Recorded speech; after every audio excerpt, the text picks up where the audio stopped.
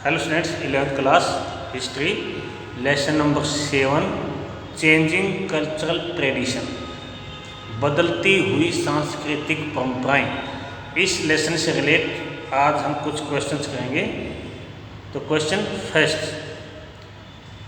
Europe के जो city थे उनकी पॉपुलेशन कौन सी सेंचुरी में बढ़नी स्टार्ट हुई, यानी कौन कौन सी सेंचुरी के बीच में यूरोप के लोगों की पॉपुलेशन या जो वहाँ के जो मेन क्या सिटी उनकी पॉपुलेशन कब से कब तक बढ़ी। 14th सेंचुरी से लेकर के 17th सेंचुरी के बीच में। क्योंकि वहाँ पर एग्रीकल्चर में और इंडस्ट्री में ये कॉन्टिनेंट बहुत आगे इस टाइम बढ़ चुका था। नेक्स्ट क्वेश्चन, गनेशा वर्ड का यूज सबसे पहले कौन से हिस्टोरियन ने किया था। तो गनेशा का प्रयोग करने वाले सबसे पहले जो हिस्टोरियन थे वो थे जैकब बर्कहार्ट, जो स्विट्जरलैंड के रहने वाले थे और स्विट्जरलैंड के बर्सले यूनिवर्सिटी के एक बहुत बड़े हिस्टोरियन थे, इतिहासकार थे। तो जैकब बर्कहार्ट कौन से कंट्री से रिलेट है प्रेजेंट में, स्विट्जरलैंड, और यूनिवर्सिटी कौन सी है, बर्सले, जिन्होंने गनेशा वर्ड का यूज किया है। गनेशा मीन फिर से उठना, यानी ये वर्ड जो है यूरोप कॉन्टिनेंट को इसलिए दिया गया है कि रोमन एम्पायर के बाद यूरोप कॉन्टिनेंट एकदम डार्क पीरियड में आ गया था और 15th-14th सेंचुरी के बाद फिर से इसमें वो फीचर्स दिखाई देने लग गए जो 6th और 7th सेंचुरी में थे। तब इसको क्या कहा गया, गनेशा की यूरोप फिर से जाग गया है। नेक्स्ट क्वेश्चन, जैकब बर्कहार्ट किसके स्टूडेंट थे। ये एक बहुत बड़े जर्मन हिस्टोरियन हैं, उनके स्टूडेंट थे जिनको क्या कहा गया है, Leopold von Ranke. Leopold von Ranke के स्टूडेंट का नाम क्या है, Jacob Burckhardt. Next question, Burckhardt की जो बुक है वो कौन सी थी, द सिविलाइजेशन ऑफ द गनेशा इन इटली। कब लिखी इन्होंने ये बुक, बर्कहार्ट की जो बुक है ये कब लिखी, 1860 में, 1860 में लिखी थी। और आप थोड़ा ध्यान दीजिए कि इस टाइम जर्मनी की यूनिफिकेशन भी चल रहा है और इसके आफ्टर 1 या 2 ईयर के बाद जर्मनी का यूनिफिकेशन हो चुका था, यानी जर्मनी जो छोटे छोटे स्टेट्स में था अब वो एक हो गया है जिसको इटली कहा गया है।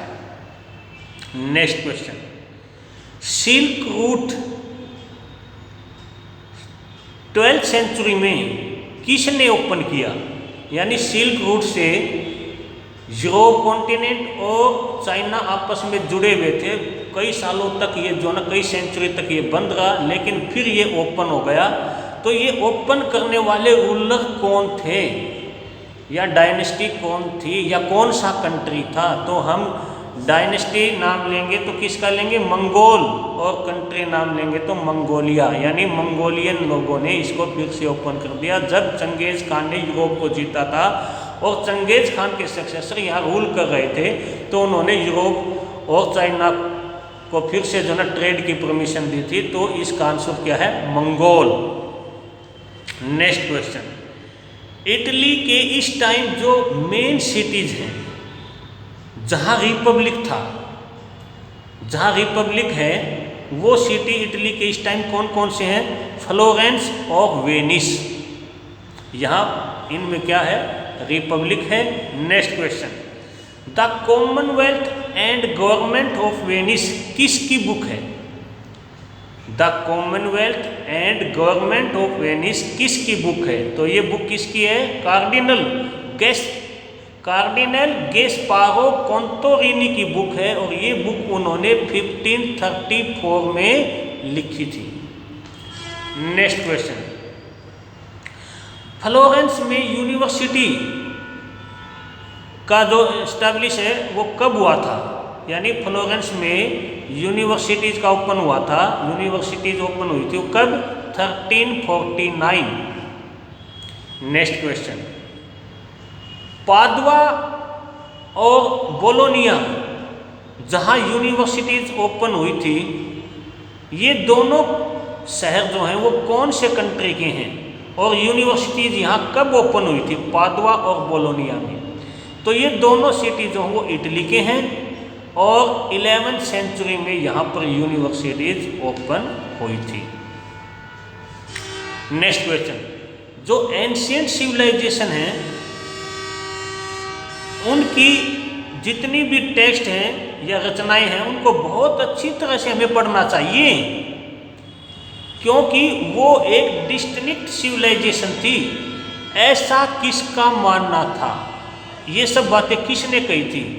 फ्रांचेस्को पेट्रार्क ने ये बात कही थी कि हमें रोमन और ग्रीस सिविलाइजेशन को बहुत अच्छे से पढ़ना चाहिए, क्योंकि वो एक क्या थी, एक डिस्टिंक्ट सिविलाइजेशन थी। तो इन्होंने उस टाइम की जो राइटर हैं, स्कॉलर हैं, जो बुक्स हैं, उनको हमें बहुत अच्छे से पढ़ना चाहिए, ऐसा फ्रांचेस्को पेट्रार्क ने कहा था। होमिनिटीज जो वर्ड है वो कौन सी लैंग्वेज का है? तो ये कौन सी लैंग्वेज का है? लातीन जो ग्रीक जो लैंग्वेज है उसके बाद आई थी। रोम के एक लॉयर और एसिस्ट सिसरो किसके कंटेम्प्रेरी थे, यानी किस रूलर के कंटेम्प्रेरी थे? जब ये वहाँ थे तो उस टाइम जो रोम में किसका रूल चल रहा था? तो उस रूलर का नाम क्या है? Julius Caesar. जूलियस सीजर जो ऑगस्टस के फादर थे, जिसको ऑक्टेवियन भी कहा जाता है। नेक्स्ट क्वेश्चन, पेट्रार्क जहाँ उनका रेजिडेंस था, पेट्रार्क का, वो सिटी कौन सा था? यानी पेट्रार्क का रिलेशन कौन से सिटी से था? तो पेट्रार्क इटली का था। इटली का जो सिटी है उसका नाम है फ्लोरेंस। नेक्स्ट क्वेश्चन, फ्लोरेंस की पॉपुलैरिटी में दो लोगों का बहुत बड़ा हाथ है, तो वो कौन कौन से हैं? एक है दाते। दाते ने ये कहा था मैं किसी भी रिलीजन से नहीं हूँ, यानी वो सब रिलीजन को बराबर मानता था। और दूसरा कौन है? एक आर्टिस्ट जिसको हम बोलते हैं जोटो, जिसने जो ना पोर्ट्रेट बनाई थी, यानी बहुत बड़े आर्टिस्ट ये रहे थे।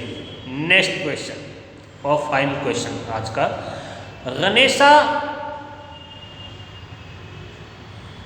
गनेशा जो वर्ड है इसका मतलब क्या है?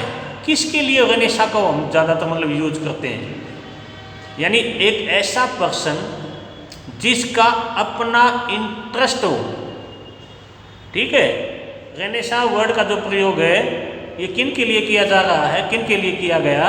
एक ऐसा पर्सन जिसका अपना इंटरेस्ट हो, यानी वो एक स्कॉलर भी हो सकता है, एक डिप्लोमेट भी हो सकता है, एक आर्टिस्ट भी हो सकता है।